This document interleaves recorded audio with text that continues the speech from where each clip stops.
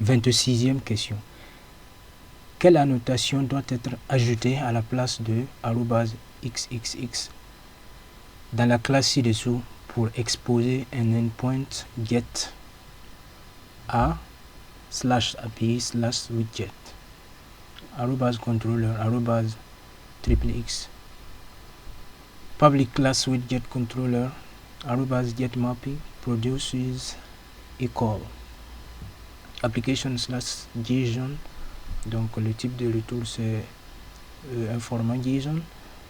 Public response body collection widget get all widgets return find all private collection widget find all. Et on nous propose donc pour remplacer @xxx request mapping API widget API endpoint widget get mapping API widget REST endpoint API widget. Donc si vous avez suivi les précédents tutoriels, vous savez que c'est request mapping parce que nous l'avons utilisé à plusieurs reprises. Donc passons à la question suivante. Donc c'est la réponse request mapping API/widget.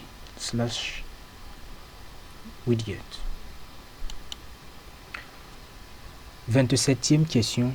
Quelle annotation stéréotype de Spring est la mieux adaptée pour la persistance layer d'une application?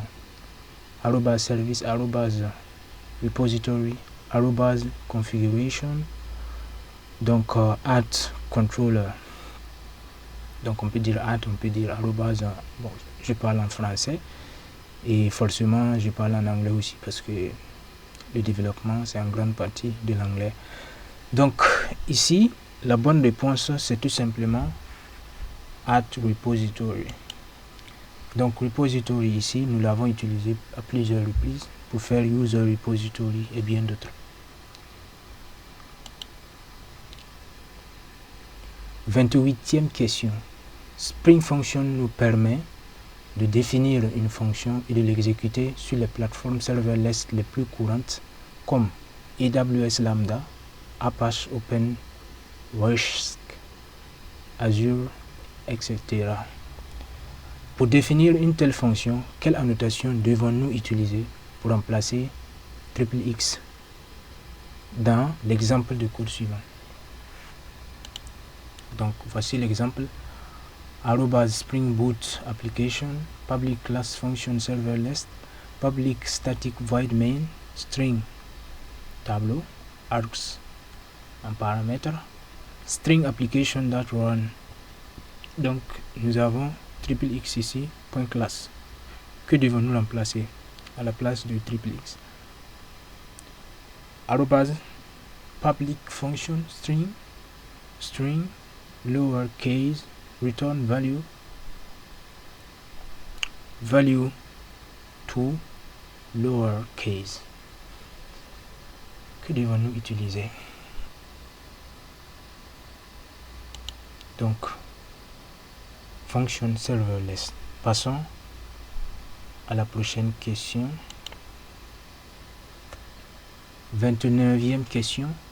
Le concept qui encourage la séparation des préoccupations, separation of concern, en favorisant les composants réutilisables dans une application Spring est la programmation orientée aspect, l'auto-wiring, le modèle MVC, l'injection de dependance injection.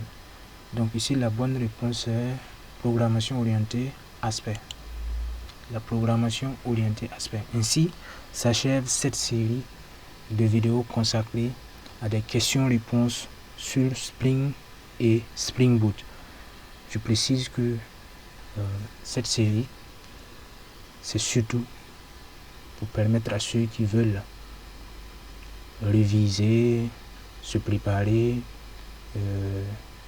pour un entretien, que ce soit un entretien académique ou professionnel.